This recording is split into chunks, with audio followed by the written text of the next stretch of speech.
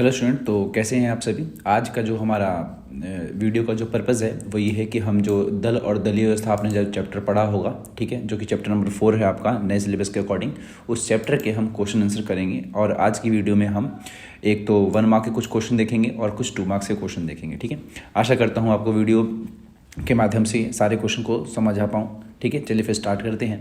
पहला क्वेश्चन आपका कि स्वतंत्रता के बाद भारत में शासन की कौन सी व्यवस्था को अपनाया गया था। ठीक है, तो भारत में जो शासन की व्यवस्था को अपनाया गया है वो है आपका लोकतांत्रिक शासन व्यवस्था, यानी एक तरीके से संसदीय प्रणाली जो आपकी है।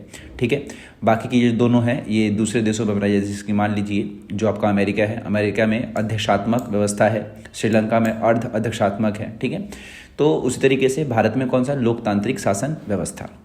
दूसरा क्वेश्चन आपका कि 1967 के चुनाव में दूसरी सबसे बड़ी पार्टी कौन सी थी। तो 1967 का जब जो चुनाव हुआ था उस समय जो स्वतंत्र पार्टी थी वो दूसरी सबसे बड़ी पार्टी थी और पहली पार्टी उस समय कांग्रेस ही थी। ठीक है, क्योंकि स्टार्टिंग के जो चुनाव हुए उसमें सिर्फ कांग्रेस का ही बोलबाला देखने को मिलता था। तीसरा क्वेश्चन है कि नेहरू जी की मृत्यु के बाद भारत के प्रधानमंत्री कौन बने। तो नेहरू की मृत्यु के बाद लाल बहादुर शास्त्री को प्रधानमंत्री बनाया गया था। ठीक है, अगला क्वेश्चन आपका कि दल बदल की राजनीति कब से शुरू हुई। देखिए, दल बदल का मतलब होता है जब कोई जनप्रतिनिधि अपनी पार्टी किसी खास चुनाव चिन्ह से चुनाव जीत करके अब उस पार्टी को छोड़ के दूसरी पार्टी में चला जाए। जैसे कि आज के समय में ये चीज़ आम हो गई है कि जो नेतागण होते हैं वो अपनी पार्टी को चेंज करके दूसरी पार्टी में चले जाते हैं। तो ये चीज़ स्टार्टिंग कब से हुई ये पूछा गया, तो 1967 से इसको कहा जाता है कि इसकी शुरुआत हुई थी। यानी कि उस समय कुछ नेता थे, मतलब एक ही नेता थे गयालाल, जो ऐसा कर रहे थे बार बार, तो उस समय काफ़ी फेमस हुआ था। ठीक है, पांचवा क्वेश्चन है कि लोकसभा का 5वां आम चुनाव किस वर्ष में कराया गया। तो लोकसभा का जो 5वां जो आम चुनाव कराया गया था वो 1971 में कराया गया था। ठीक है, और अगला क्वेश्चन है आपका कि ताशकंद समझौता किन देशों के मध्य में हुआ था। जो ताशकंद समझौता है आपका वो भारत और पाकिस्तान के मध्य में हुआ था।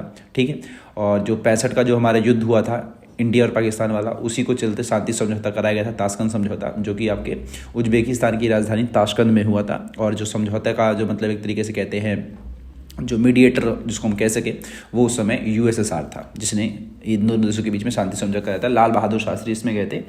ठीक है, अगला क्वेश्चन आपका प्रश्न संख्या 7 से 9 में दिए गए कथनों को सही करके लिखना है हमें। ठीक है, तो 7 से 9 तक जो है इसमें 3 कुछ चीज़ें गलत हैं तो उनको हमें ठीक करके लिखना है। पहला है कि दोपहर का भोजन स्कूली बच्चों के लिए यह योजना इंदिरा गांधी ने लागू करी, तो ये जो है के कामराज ने लागू किया था। ठीक है, दूसरा है कांग्रेस का विभाजन 67 में हुआ, तो इसमें गलती है 1969 में हुआ था, 1969 में हुआ था।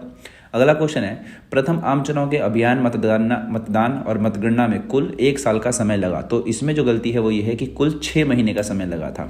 ठीक है, तो इन तीनों में हमने इनको ठीक करके लिख दिया। चलिए अगले क्वेश्चन पे 10वां पूछ रहा आपसे कि एक दलीय प्रभुत्व से आप क्या समझते हैं। देखिए, जो एक दलीय प्रभुत्व का मतलब होता है जब बेसिकली एक ही पार्टी का दबदबा देखने को मिले, एक ही पार्टी बार बार चुनाव में जीते, है ना, और बढ़िया मार्जिन से जीते, तो हम कह सकते हैं कि वहाँ पर एक दल का प्रभुत्व है। जैसे कि मान लीजिए भारत में जो स्टार्टिंग के जो चुनाव हुए थे 1952 में, 57 में, 62 में, इन तीनों आम चुनाव में कांग्रेस पार्टी का प्रभुत्व देखा गया था। ठीक है, तो उसी समय से हम कह सकते हैं कि भारत में एक दलीय प्रभुत्व कांग्रेस के रूप में देखा गया। चलिए अगला क्वेश्चन है कि प्रथम आम चुनाव में कितने विधायक और कितने सांसदों का चुनाव किया गया। तो जो स्टार्टिंग में जब चुनाव होते थे तो अब तो ऐसा हो गया ना कि स्टेट के चुनाव अलग होते हैं और जो आपके सेंट्रल के जो चुनाव होते हैं वो अलग होते हैं, लेकिन पहले एक साथ हुआ करते थे। तो जो सबसे पहले चुनाव हुए थे उस समय कम से कम 3200 विधायक थे और टोटल 389 सांसदों का चुनाव किया गया था। चलिए अगला क्वेश्चन, 1967 के चुनाव परिणामों ने किस प्रकार की राजनीति को जन्म दिया। तो 67 के जो चुनाव परिणाम आए थे वो काफ़ी ज़्यादा अलग थे और मतलब उसमें पहली बार ऐसा हुआ था कांग्रेस पार्टी 9 राज्यों में हार गई थी और उसको बहुमत के आसपास का आंकड़ा मिला था, मतलब ज़्यादा बढ़िया प्रदर्शन नहीं कर पाई थी, इसीलिए उस समय देखने को मिला था गठबंधन की राजनीति का।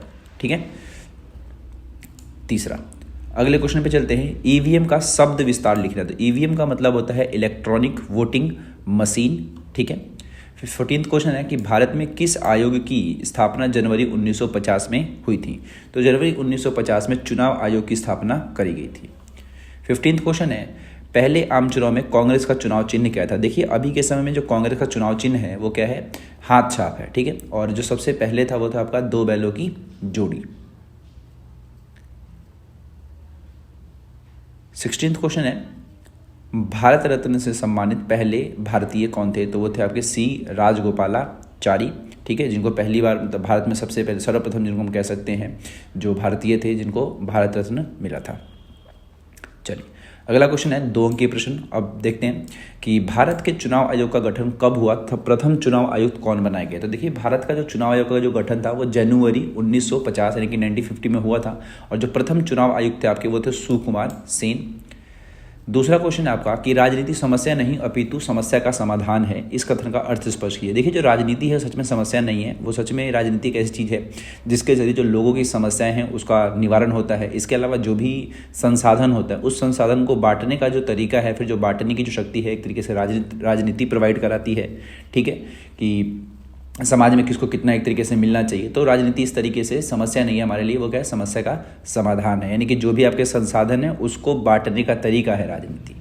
तीसरा क्वेश्चन, 5वीं लोकसभा के लिए चुनाव कब हुए और इसके परिणाम क्या निकले। देखिए 5वीं लोकसभा के जो चुनाव थे वो हुए थे आपके 1971 में, और इस समय कांग्रेस पार्टी जो थी काफ़ी बढ़िया तरीके से इन्होंने वापसी करी थी। इंदिरा गांधी इसमें बहुमत में आई थी। ठीक है, 67 वाला चुनाव मैंने अभी आपको बताया था कि थोड़ा सा खराब चला गया था, तो जो 71 वाला चुनाव हुआ इसमें काफ़ी बढ़िया तरीके से परिणाम निकले कांग्रेस पार्टी को लेकर के, और इंदिरा गांधी की पूरा मतलब एक तरीके से बहुत बढ़िया तरीके से वापसी हुई थी।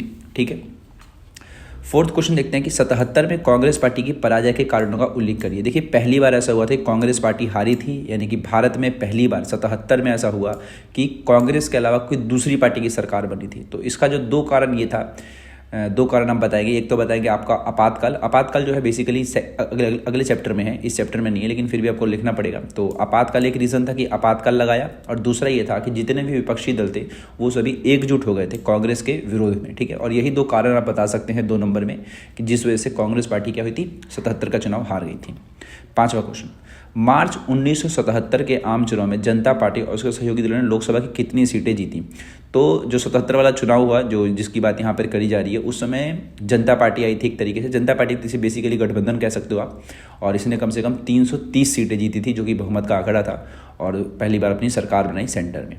ठीक है, चलिए आज के लिए इतना काफ़ी है, और इस वीडियो के लिए इतना काफ़ी सॉरी, और मिलते हैं अगली वीडियो में। ठीक है, तब तक के लिए गुड बाय। और अगर आपको कोई भी क्वेश्चन इसमें समझ नहीं आया है, ठीक है, तो आप मुझे कमेंट करके बता सकते हैं।